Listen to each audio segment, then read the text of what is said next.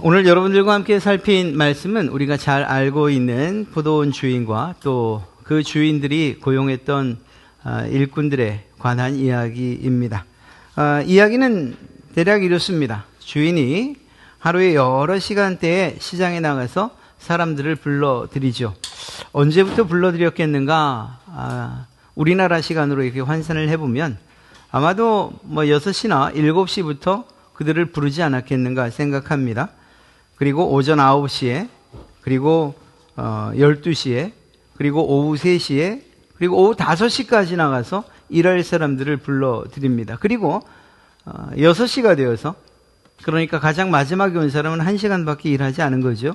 6시가 되어서 그들에게 약속한 품삯을 주는 이야기입니다.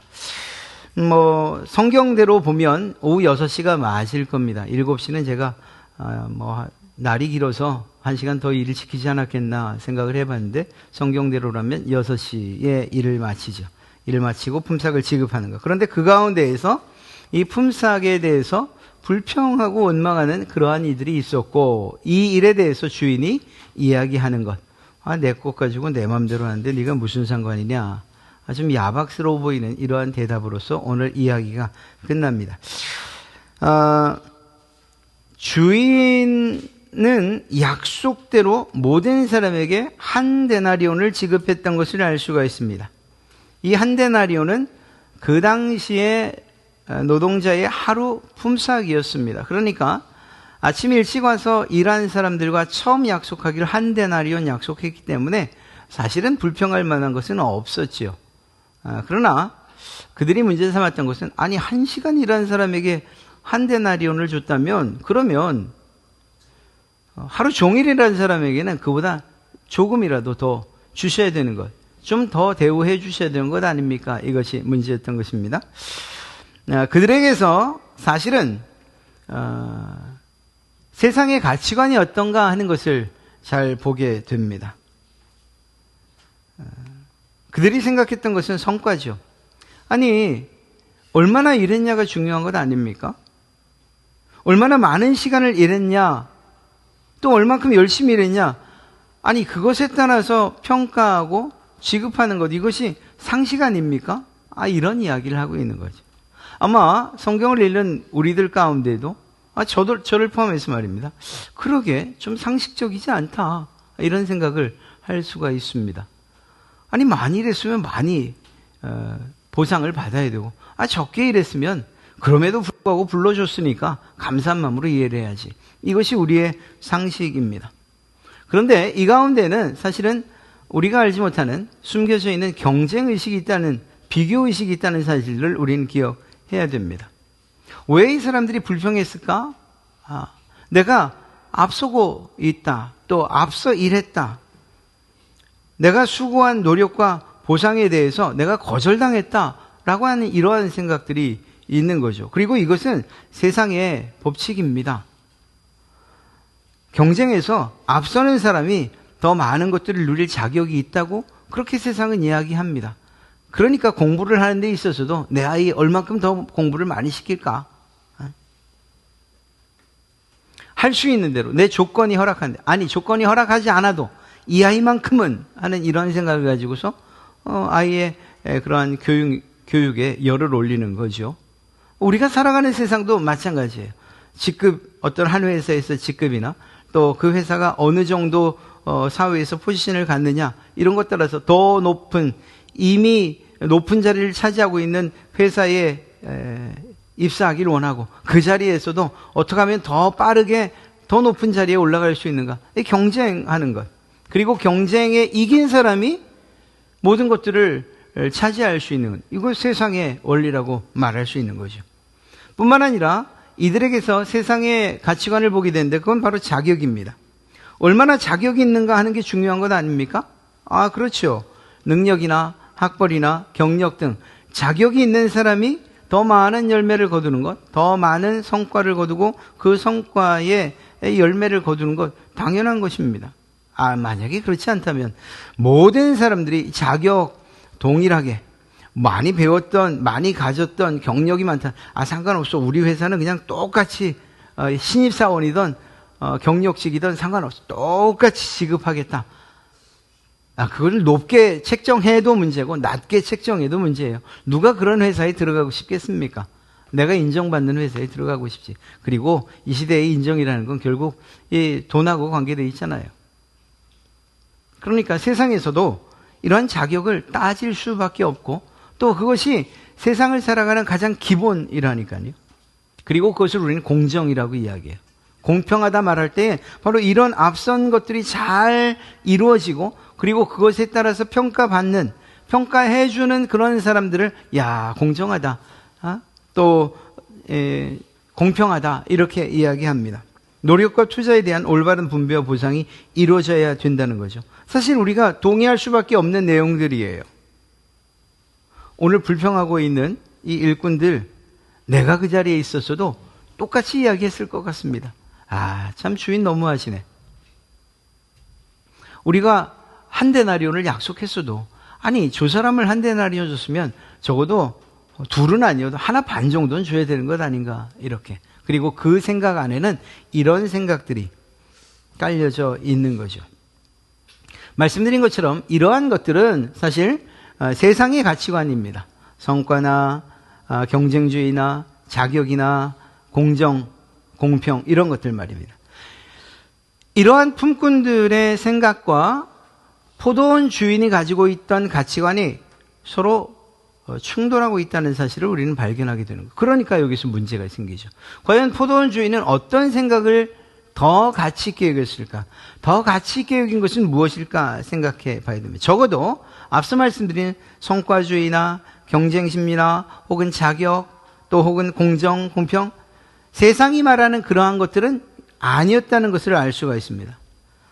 적어도 포도원 주인은 세상의 가치관을 가지고서 자기의 일과 자기의 신념 그것을 굽히지 않았고 또 품꾼들을 대했던 것을 알 수가 있습니다. 과연 이 포도원 주인이 가장 중요하게 생각했던 것은 무엇일까? 품꾼 한 사람 한 사람의 마음 그리고 현재의 필요를 더 중요하게 여긴 거죠. 언뜻 보면 이해가 되지 않습니다. 주인 입장에서 일을 부리는 사람 입장에서 그 사람이 얼마나 근심이 많은지 걱정이 많은지 곤궁한지 궁핍한지 그게 뭐가 중요합니까? 일을 할 자격이 있으면 와서 일 시키면 되는 거죠. 그런데 적어도 오늘 이 비유에서 말씀하신 주인은 그런 것들보다는 그 한 사람의 필요를 더 중요하게 여겼다는 거예요. 이 필요가 도대체 뭐냐? 한 데나리온이에요. 한 데나리온. 한 데나리온이라는 것은 그 당시에 품삯이었을 뿐만 아니라 그날 벌어서 그날 먹는 사람들에게 있어서는 삶을 유지하기 위한 최소의 비용이었던 거죠. 그걸 벌어가면 한 가족이 먹고 하루를 살아가는 거고 못 벌어가면 하루를 굶고 살아가야 되는 거예요. 몇 날 며칠을 못 번다? 그럼 몇 날 며칠을 힘들게 살아야만 하는 이 한 데나리온. 이 한 데나리온이 필요한 사람들을 주인이 데려온 거예요. 그러니까 아침 일찍부터 나와 있던 사람도 한 데나리온이 필요하고 저녁 늦게 나갔음에도 불구하고 일을 못 구했던 그 사람에게도 한 데나리온이 필요한 거죠. 여러분이 주인이라면 아침에 일할 사람들 다 불렀으면 됐지. 또 9시에, 정오에, 3시에 일 다 끝나갈 그 무렵 5시에 나가서 일꾼 구하겠습니까? 저라면 안 그래요. 저는 효율성을 중요시 생각하다 보니 저는 그러지 않을 것 같아요. 지금 아침에 들어온 사람으로도 충분한데 그래서 조금 모자라서 9시까지 구했다. 이 정도면 됐지. 굳이 1시간 남겨놓고 일꾼을 구할 리가 있습니까? 그러니까 적어도 이 사실 하나만으로도 볼 때 주인의 생각과 주인이 보는 것은 자신의 필요가 아니라 일하는 사람들의 필요를 생각하고 있었다는 거예요. 나의 효율이 아니라 그 사람의 실제적인 삶의 필요, 이것이 그 주인에겐 더 중요하게 생각됐다는 것입니다.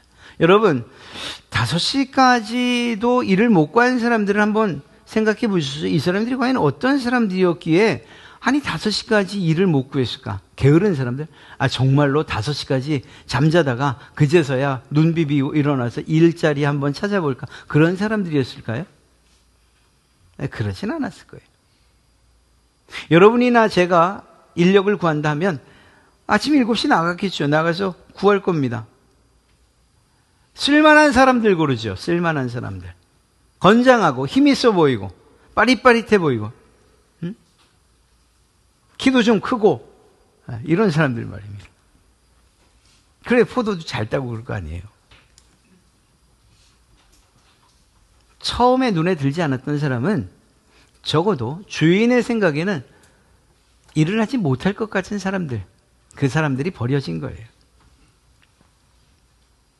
9시에 나갔을 때 그때에도 여전히 그런 사람들이 많았고 시간이 흐르면 흐를수록 일 못할 것 같은 사람들, 그런 사람들만 남을 뿐인 거예요.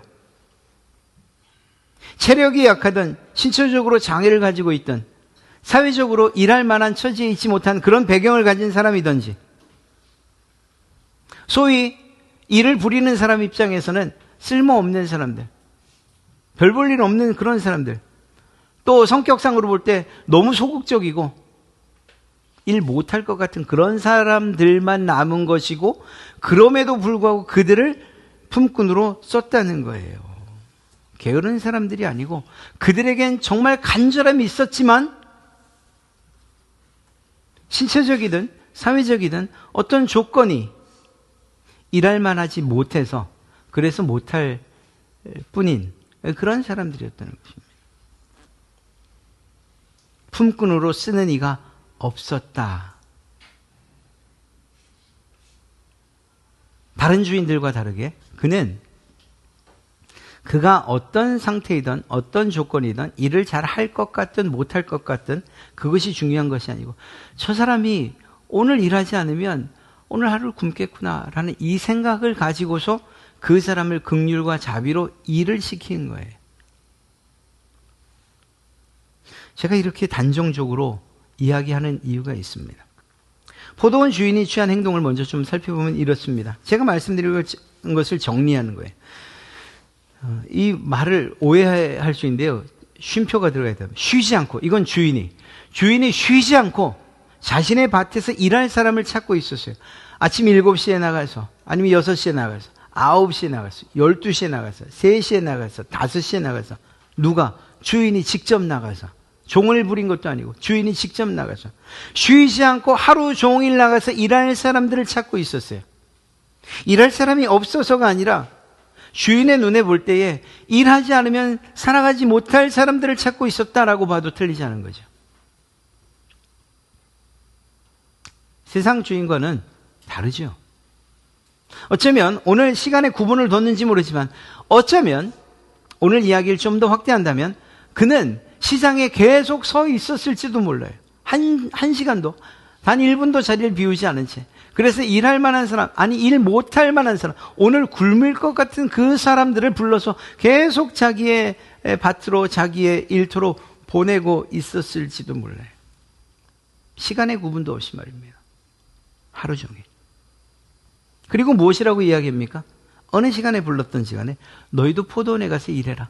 아니 일할 만한 상황도 일할 만한 조건도 되지 않는데 그냥 그가 한 이야기가 포도원에 가서 일해라. 그리고 그가 일을 얼마만큼 했던지 어떤 성과를 거뒀던지와 상관없이 모든 이들에게 약속했던 한 데나리온을 지급했다는 거예요. 아침에 왔던 마지막에 왔던. 사실 이것은 정상적인 거래죠. 주인도 그 사실을 분명히 이야기하고 있습니다. 여러분, 이 포도원 주인은 과연 누구일까요? 그렇죠. 하나님이시죠. 포도원 주인은 하나님이시고 이러한 상황 가운데서 하나님의 마음이 과연 어떠하셨길래 그렇게 끊임없이 부르셨는가? 하나님의 관심은 하나님 당신의 일에 대한 효율이 아니라 우리의 필요를 보신다는 거예요. 하나님이 우리를 볼 때, 이야, 넌 정말 일 잘하겠구나. 내가 맡기는 일 정말 잘하겠구나. 많이 배웠고, 많이 가졌고, 능력 있고, 콜. 그래서 하나님의 일을 효율적으로 할 만한 사람들을 찾는 것이 아니고, 정말로 힘들고 정말로 어렵고 죄에 매여서 사망의 음침한 골짜기에 있을 수밖에 없는 그런 사람들을 부르신 거예요. 그러니까 우리의 필요, 우리에게 반드시 있어야 할 것들을 보시고 부르셨다는 거예요. 여기에 그렇지 않은 사람들 계십니까? 하나님 없이도 내가 이 세상 살만합니다. 하나님 없이도 나는 천국 갈 자신 있습니다. 라고 하는 그러한 사람들, 이 자리에 단 한 분도 계시지 않을 겁니다. 누가 날 구원해 주지 않으면 도저히 구원받을 수 없는 그런 사람들. 세상의 조건으로 봐도 아무것도 없고, 아무 능력도 없고, 몸은 약하고,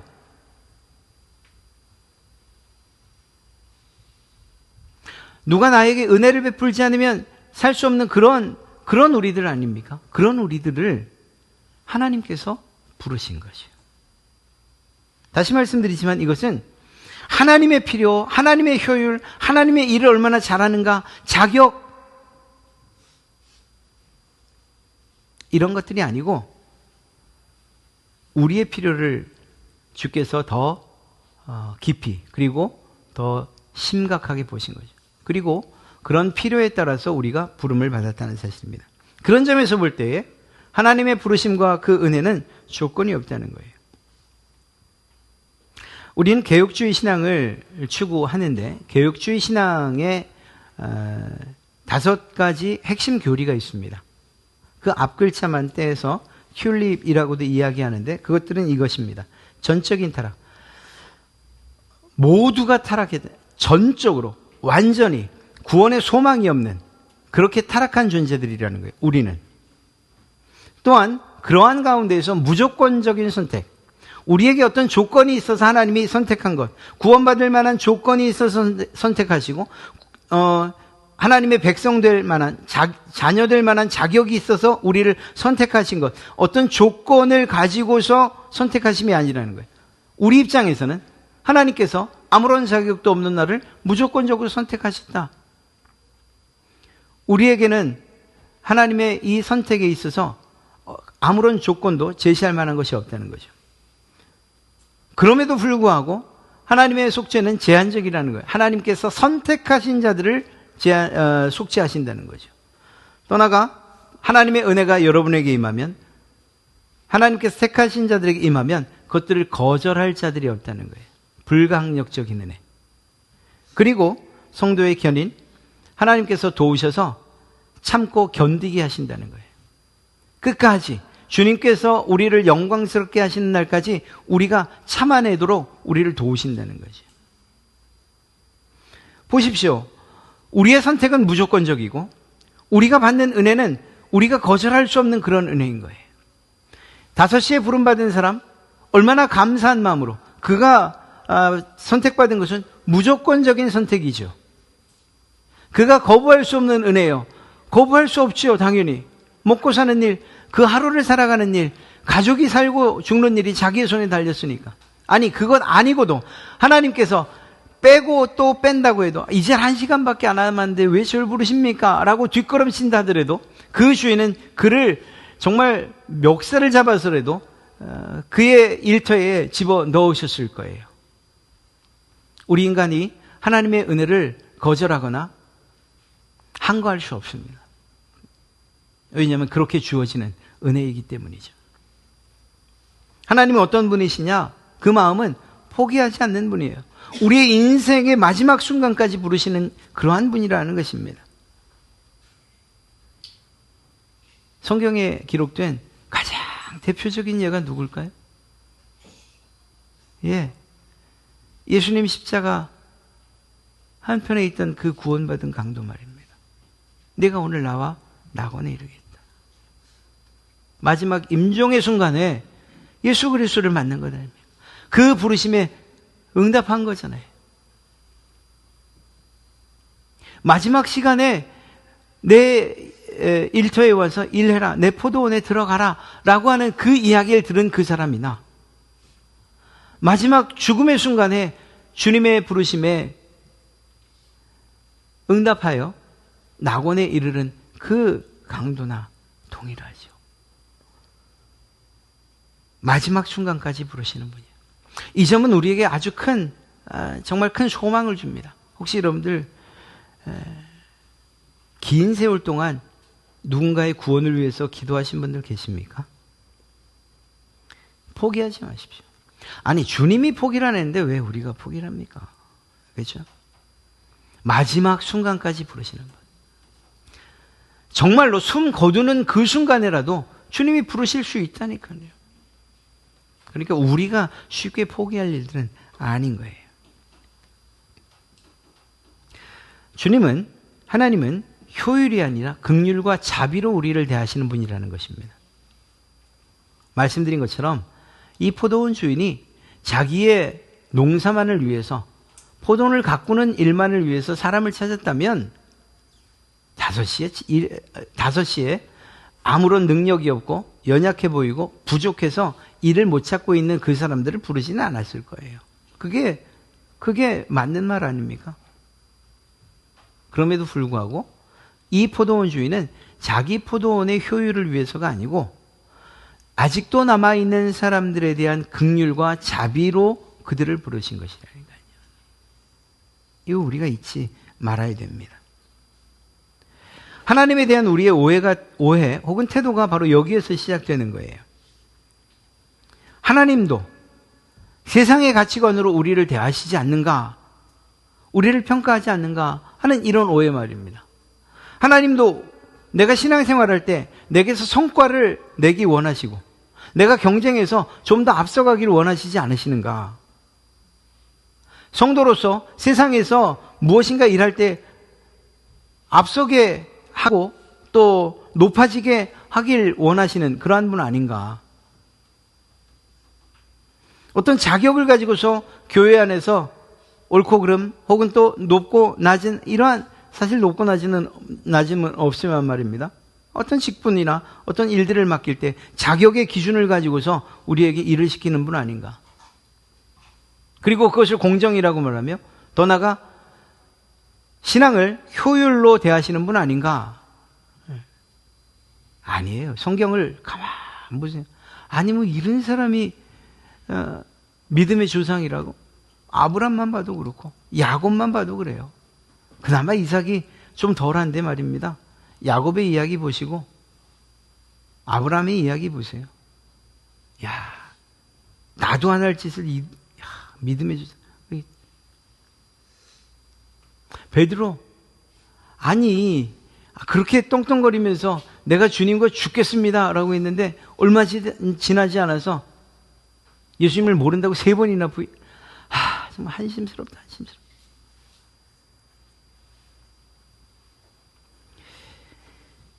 주님께서 그런 사람들을 부르셨다니까요. 그런 사람들. 아니, 성경에 나오는 인물들 말고 그냥 나 한 사람을, 나 스스로를 한번 돌이켜보세요. 여러분 각자 말입니다. 야, 내가 도대체 무슨 자격이 있어서 천국 백성 하나님의 자녀가 됐단 말인가? 아니, 날 뭘 보시고 구원해 주셨지? 나를 뭘 보시고 제자를 삼으셨지?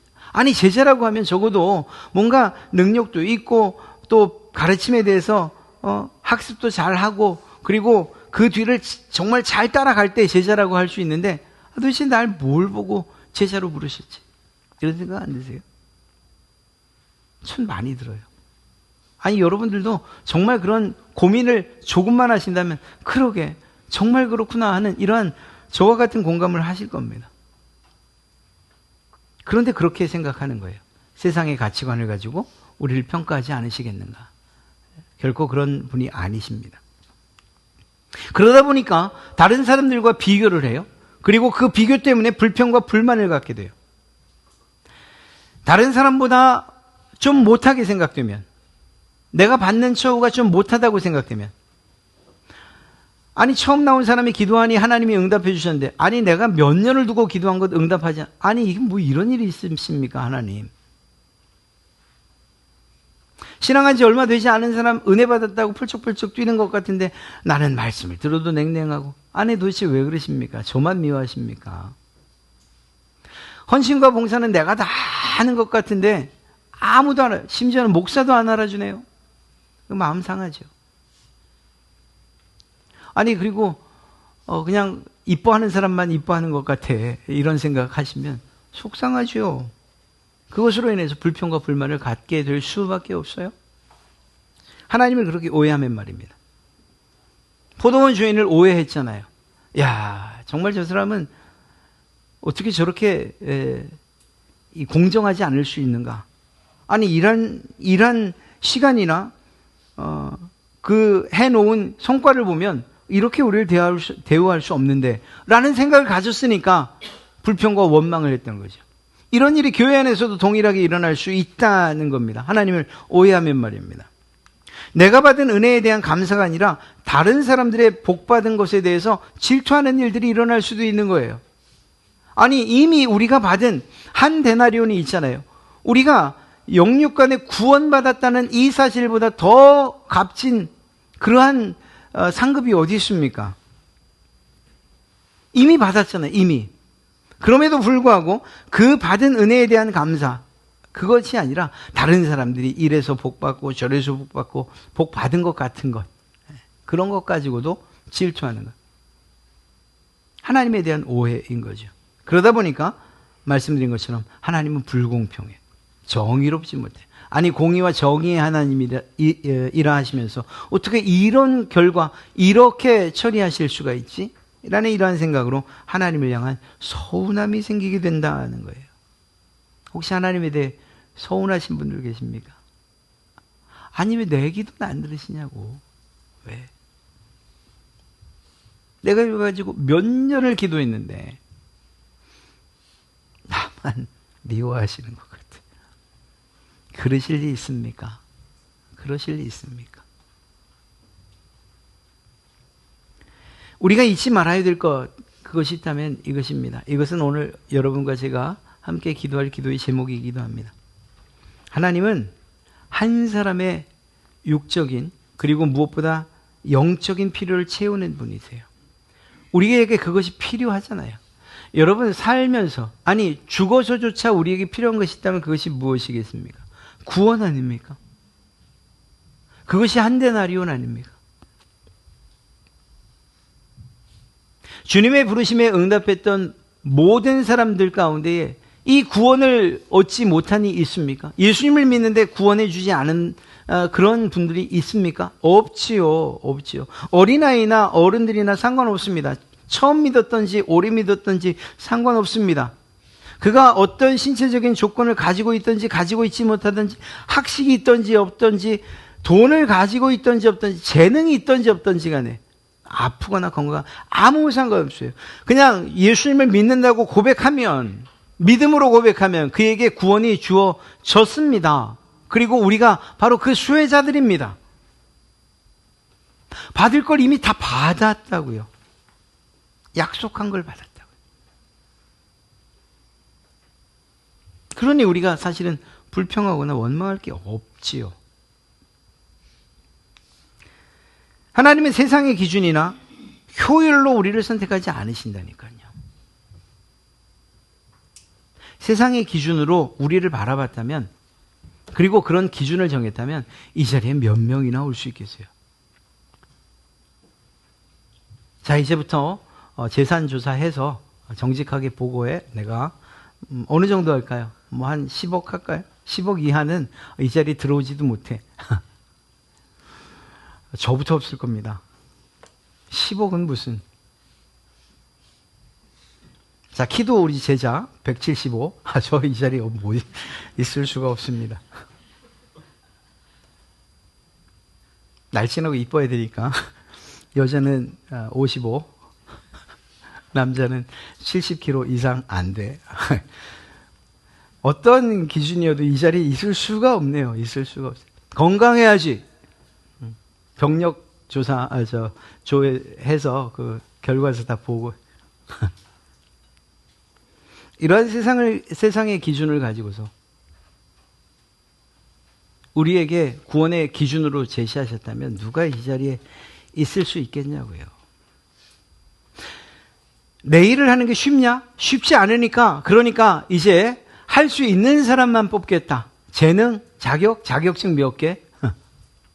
효율을 가지고 하나님의 일을 시키셨다면 이 자리에 몇 명이나 있겠냐 하는 거예요. 계신 분들도 계시겠죠. 만약에 제가 그런 조건들이 다 돼서 이 자리에 있었다면 저는 이런 생각을 해요. 야, 그렇지, 내가 구원받을 만한 자격이 있으니까 이 자리에 온 거야. 하나님의 은혜는 어디 가고, 하나님의 무조건적인 그러한 선택과 불가항력적인 은혜는 어디 갑니까? 다 사라지고 마는 거예요. 내 공로로, 내 자격으로 이 자리에 앉았다고 생각할 때니까 말입니다. 그것이 7시 오전에 왔던 사람들의 불평이 바로 이 내용인 거예요. 그러나 하나님은 이런 세상의 기준이나 하나님의 일에 대한 효율로서 우리를 선택하지 않으신다니까요.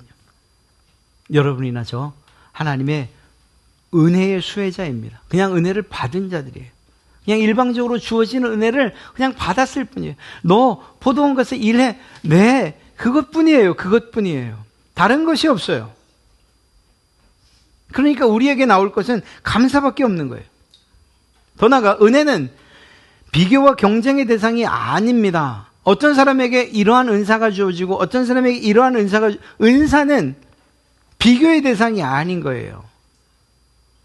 아니, 심장과 뇌를 무엇이 더 중요하냐 이렇게 비교하는 사람 있습니까?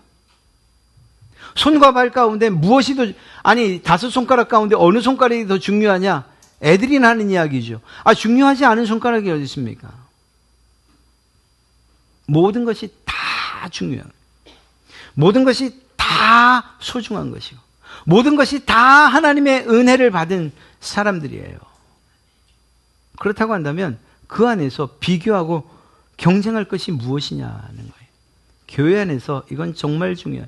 직분을 가지고 비교하거나 경쟁하지 마세요. 그건 저도 마찬가지고 그렇게 할 수가 없는 일이에요.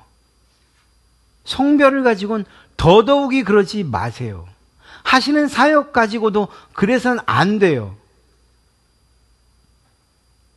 그 어떤 것도 비교해서 내가 좀 더 낫지, 교만한 거고 내가 좀 못하다 라고 말할 때 그것을 상대방이 생각하면 비하하고 무시하는 거죠. 그렇게 해서 어떻게 은혜를 받은 자라고 말할 수 있겠습니까? 결국 우리는 하나님의 마음을 가지고 자비와 긍휼의 삶을 살아야 되는 겁니다. 오늘 찬송 성가대의 찬양 여러분 들으셨잖아요. 하나님의 부르심, 여러분 한 사람 한 사람을 부르신 그 부르심에는 후회하심이 없다니까요. 하나님의 부르심은 결코 실수가 없어요. 아유, 저런 사람이 어떻게 이 자리에 있을까? 아니, 그러지 마시고 날 보세요. 그냥 자기 스스로를 보세요. 내가 어떻게 이 자리에 있을 수 있을까? 이거 하나님 실수하신 것 아닌가? 하나님 어떻게 이렇게 아무런 자격도 없이 나를 부르셨을까? 그럼에도 불구하고 실수하지 아니하시는 하나님의 부르심이라니까요. 이게 은혜죠. 아니, 그 주인 실수한 건 아니야. 야, 저 분명히 후회할 텐데. 아니, 저런 사람을 일꾼으로 쓴다고? 야, 저거 분명히 실수한 거야. 후회할 거야. 아니라니까요. 그의 관심이, 그 주인의 관심이 자기에게가 아니라 그 사람에게 있었기 때문에 후회하지 않으신다고요. 하나님이 여러분 한 사람 한 사람의 이름을 불러 내가 널 구원한다 라고 하실 때에 그 부르심과 그 구원에는 후회하심도 없고 실수하심도 없으세요. 이 사실을 아신다면 여러분들이 무엇인가 좀 잘못할 수 있죠? 내가 부족하다고 생각하실 수 있죠? 교회 안에서 신앙생활을 하다 보면 그것 때문에 낙심한, 야, 나는 안 돼. 아니, 안 되는 게 없어요. 주님께서 부르셨는데 뭘 안 되는 게 어디 있어요? 내가 하는 게 없는 것 같아. 괜찮아요. 괜찮아요. 하나님이 그것도 모르고 부르셨을까? 괜찮아요. 반대로 말하면 뭘 좀 하시는 것 같습니까? 그것 때문에 마음 스스로 높아지거나 다른 사람, 야, 저 사람 왜 저럴까? 이렇게 다른 사람 평가하거나 판단하지 마세요. 아니, 주님이 평가하지 않고 판단하지 않으시는데 왜 우리가 해요? 네, 그래서는 안 되죠. 그렇습니다. 우리를 부르신 그 하나님의 뜻에 오직 순종해서 감사함으로 내가 해야 될 일을 하면 되는 거예요. 포도원 안에 있으면 되는 거예요. 주님께서 부르신 그 부르심의 자리에 자녀로서 제자로서의 자리에 있으면 되는 거예요. 그러다가 그 은혜가 너무 감사하면 열심히 일하시고, 그럼에도 불구하고 할 능력이 없으면 주께 구하시고, 그것이 하나님께서 우리에게 주신 부르심에 대한 우리의 응답과 반응과 자세여야 할 것입니다. 오늘 말씀 꼭 잊지 마시고, 마지막에 우리가 하나님의 필요에 의해서가 아니라 나의 필요에 의해서 하나님의 부르심을 받았구나. 세상의 기준이나 효율로 나를 선택한 것이 아니고 나를 불쌍히 여기시고 긍휼히 여기신 것, 은혜를 받은 자이구나. 그러니 내가 누구와 비교하거나 그래서 스스로 높아지거나 스스로 낙심하지 않아야지. 더 나아가 하나님의 마음으로 다른 사람들을 긍휼히 여기고 자비롭게 대해야지. 이것이면 충분하지 않겠습니까? 그렇게 우리의 삶을 살아가시는 그러한 여러분 되시기를 주님의 이름으로 축복합니다.